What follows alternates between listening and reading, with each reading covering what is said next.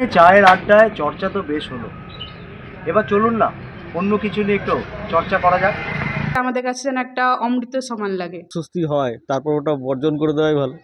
মুড়ি এখন বলতে গেলে বিষ। চপ খেলেই অম্বল। খাওয়া একটা বেশ ধৈর্যের বিষয়, অনেকক্ষণ ধরে বসে মজিয়ে খেতে হয়। বাঙালির সকালটা শুরু হয় চায়ের কাপে চুমুক দিতে দিতে। বাঙালির খাদ্য তালিকাতেও সকালবেলা জল খাবারে যুগ যুগান্তর ধরে চলে আসছে চপ আর মুড়ির প্রচলন। বন্ধু বান্ধবদের সঙ্গে একত্রিত হয়ে চপ আর মুড়ির আড্ডাতেও দেখা যায়। কিন্তু বেশ কয়েকদিন ধরেই রাজ্য জুড়ে এই চপ মুড়িকে নিয়ে চর্চা চলছে জোর কদমে। কিন্তু এই বাঙালি তাদের খাদ্য তালিকায় এখনও কি চপ আর মুড়িকে রেখেছে, বা রাখলেও কাকে আগে বেশি প্রাধান্য দিচ্ছে? কি বলছে বাড়ির গৃহস্থ থেকে আমজনতা, এমনকি ব্যবসাদার? চলুন শুনে নেওয়া যাক তাদের মুখ থেকে তাদেরই কথা। বাঙালি বলছে যে তাদের খাওয়ার যে তালিকা রয়েছে সেখানে কিন্তু সকালের জল খাবারে চপ মুড়ি বলুন বা বিকেলে জমিয়ে সকলের সাথে আড্ডার মধ্যেও চপ মুড়ি কিন্তু একটা গুরুত্বপূর্ণ। অতএব এই চপ মুড়ি না থাকলে হয়তো বিকেলের আড্ডা বা সকালের টিফিন বা জল নাস্তা কোনোটাই তৃপ্তি হয় না।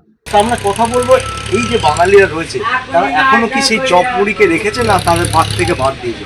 ওই যে মুড়িটা কি এখনো আপনারা পছন্দের মধ্যে রেখেছেন, তালিকার মধ্যে? খাওয়া হয় মাঝে সাঝে, মানে খুব বেশিও পছন্দ না।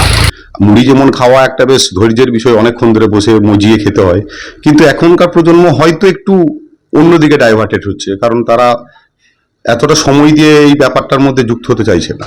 সেটা থেকে ওরা একটু মনে হচ্ছে বঞ্চিত হবে ভবিষ্যতে। আমাদের চলবে না, আমাদের মুড়ি এবং চপ এই যে ওতপ্রোতভাবে একে অপরের সঙ্গে পরিপূরক, এটা আমরা এখনো চালিয়ে যাচ্ছি এবং চলবে। আমাদেরও ভবিষ্যৎ আশা করি সেটা কিভাবে নেবে বুঝতে পারছি না। মুড়ি হয়তো অনেকেই খাচ্ছে, কিন্তু এখন মুড়িতেও তো অনেক রকম বীজ ঢুকে গেছে, ইউরিয়া দিয়ে ভাজা হচ্ছে, নানা রকম কেমিক্যাল দিচ্ছে। মুড়ি থেকে আস্তে আস্তে মুখ ফিরিয়ে নিচ্ছে লোকে। সেরকম আছে, সেই গুণাগুণ রয়েছে মুড়িতে। সেই গুণাগুণ আর নেই মুড়িতে। মুড়ি এখন বলতে গেলে বিষ।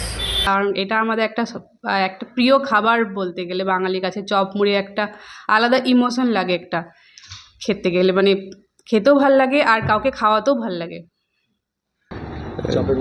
গুণের কথা পরে, আগে শরীরে কোনো জিনিস খাওয়ার পর যদি অস্বস্তি হয়, সেটা একদিন দুদিন হয়তো মুখের স্বাদের জন্য ভালো লাগবে, বাট 2-4 দিন যদি রেগুলার অস্বস্তি হয়, তারপর ওটা বর্জন করে দেওয়াই ভালো।